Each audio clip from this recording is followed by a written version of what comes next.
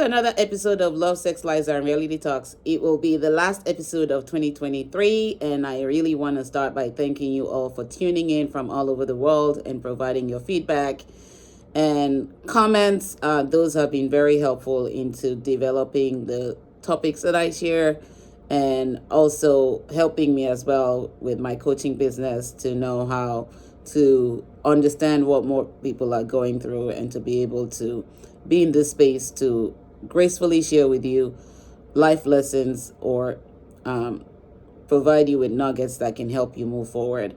I want to say a big shout out to my UK fans, followers who listen in, because UK is like second home to me, for those of you who don't know. And so I'm grateful that you are all tuning in from all over the world, not just UK, but as we continue to learn and build on ourselves, it's all about developing ourselves. It's all about navigating the murky waters of life. It's all about being purposeful while we're living, because we don't have control over the life that's been given to us. We've only been loaned some time in life to go, live, move, have our being, and fulfill a purpose. And if we don't know that purpose, now is the time to dive into finding what the purpose is, making sure that we have core values that help us stay intact with our integrity and character and not alter our behaviors, because most of the time what we experience in life is behavioral changes, not your character or your integrity changing. Your character and integrity are intact, but when you go through life's murky waters, they change your behavior because you're adjusting to survive and not thrive. Let me say that again. We adjust in life when we go through challenges to survive, not thrive. And 2024 is a year where we should focus on thriving than surviving. Survival mode just keeps us developing unhealthy coping mechanisms, sometimes healthy coping mechanisms, but mostly unhealthy ones that shape our behavior and take us off the course of our journey into experiencing pain and trauma and not really understanding our emotions.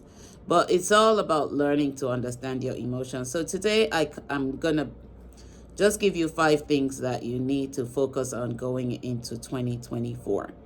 The 5 things we need to focus on starts with knowing our purpose.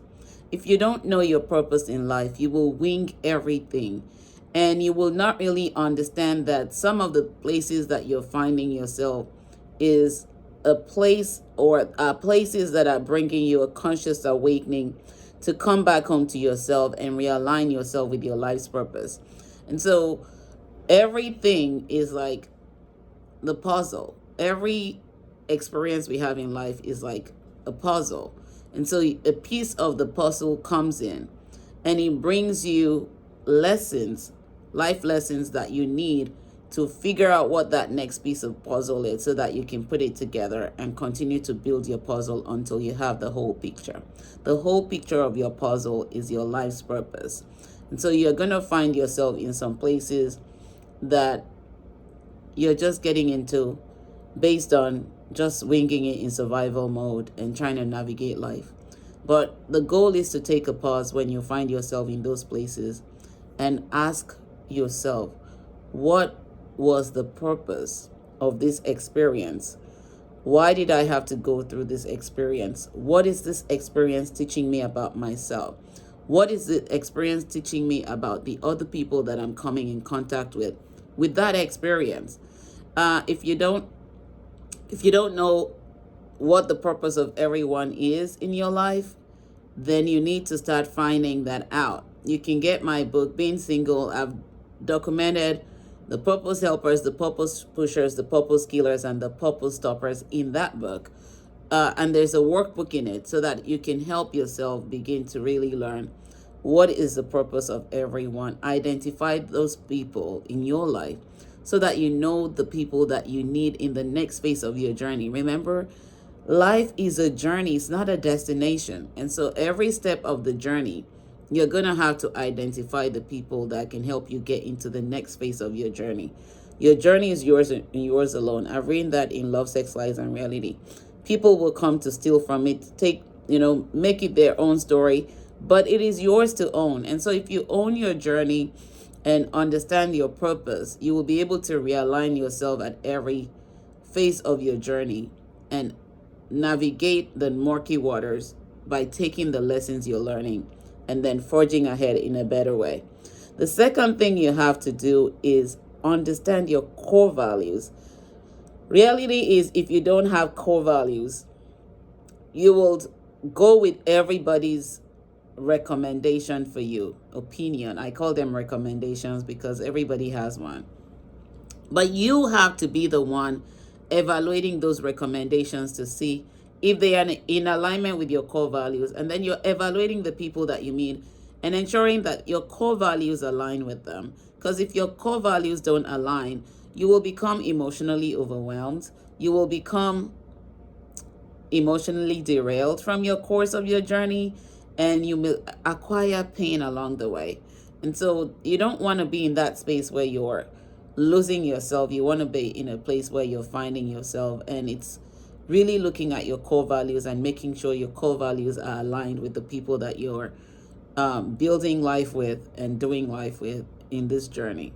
Sometimes you would have to understand that even family members may not have the same core values as you do, and that's okay. But you have to be the one determining who you need along the way in your journey to build better for yourself before you can build with other people. Remember, love is not selfish.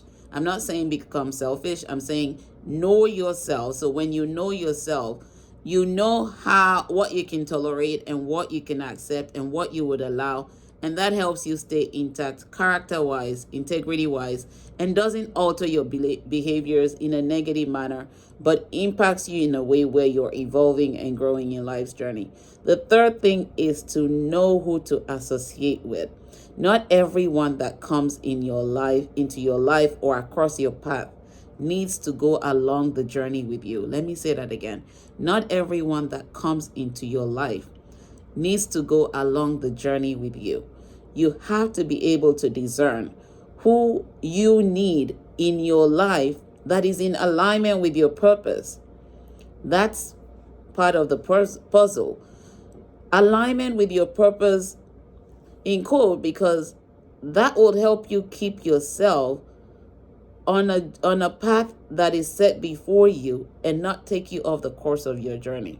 It's like having a house and people are knocking on your door, but you're not expecting visitors. You're not going to open your door to everybody that comes along the journey. You're going to be careful about, I'm not expecting this guest, so I'm not going to let them in. Which leads to the fourth thing. Learn to guard your heart. Your heart is your own to own and take care of. Guarding your heart allows you to vet and sort people before you let them into your life. Vetting and sorting them by knowing what your purpose is in their lives as well as their purpose in your life. Not everybody can come with you on this journey called life, and that's okay. It's not okay to people please, because you will lose yourself. So understand and discern those that you need. Recognize those that are coming as distractions or coming to stop you from fulfilling your purpose. Because at the end of life, you're the only one who will give account of your purpose and how you lived your life. And you want to leave an impact, a positive impact that will create a legacy that others will continue to build on.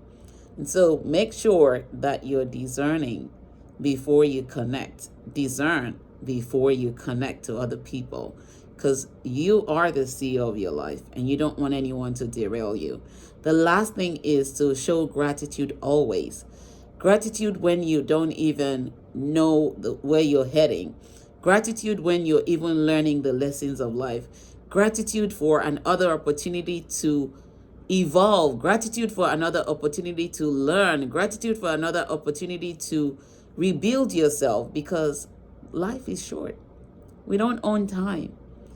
The time we have is the time that's loaned to us. None of us can guarantee the next nanosecond. None of us can say, I'll be here tomorrow, because you don't even know if you will be. So show gratitude for this moment that you're in, for everything that you're learning in the moment. And as you show gratitude, remember what you've overcome and build your resiliency around that, knowing that if you've overcome something in the past, you can take those lessons, apply them to the new experience, and overcome again. Nothing can stop you except you choose to stop yourself. And so today, make sure that you are your own cheerleader first. Make sure you're discerning. Make sure you're learning. Make sure you're evolving. Make sure that you're reevaluating your life on a daily basis and taking the lessons that you need to learn, apply them, journal, journal, journal. You can't just put things here. Sometimes you have to write the vision on a tablet or a paper or a journal, and then you see it and you begin to brainstorm around it, to set goals around it, to allow yourself accomplish those goals, and then celebrate your little wins. Every baby step you take is a win for you, and you alone own this life. You alone were giving the keys to your kingdom here on earth. And so when God gives you breath of life, be grateful, show gratitude for it, and take it as an opportunity and a privilege to go make your life better daily. Because as you evolve, you become better, you become wiser, you become stronger, and you're building your resiliency to overcoming all the challenges in life. Always remember my quote that I share with you. Obstacles are just stepping stones to your greatness, allowing you to evolve. If you keep focusing on falling bricks, you will never know they are stepping stones to the next phase of your journey in life. And life is indeed short. So make sure that you are taking care of yourself and you are living the life to the fullest while you're still breathing and living, because the next moment is not guaranteed. Remember to never stop loving while living. When you stop loving, you stop living. When you stop living, it means it's time to go back to the maker. But while we're still here, take the time to focus on yourself, to know yourself, to understand your purpose, to discern who you need in your life, to guard your heart, and most importantly, live to fulfill your purpose while you're still here. Life is short. We are a few days away from 2024. I pray you make it. I pray we see you on the other side of 2024, and we will continue to grow together, continue to evolve together, and continue to build together. My sincere great gratitude for all of you supporting and encouraging me to keep going, because there are times when I want to give up, and maybe you don't know what I'm sharing, but God just keeps giving me some of you to kind of nudge me that it's not time to quit on my purpose. It's time to keep going. And I'm grateful for the opportunity to be a conduit to help other people navigate not the murky waters of life and evolve to become the best version of themselves, finding their purpose and living to fulfill it, building on healthy relationships so that their lives can become better, not bitter. My goal is to continue to support as many people that as possible that I want to evolve, that are ready to evolve, that are ready to build healthier relationships with themselves and other people, and build on healthy marriages as well, because life is about relationships. There can be no relationships without life. I've written that in my book on Becoming Restored. So let's continue to build together. Let's continue to grow together. And I look forward to seeing you in 2024.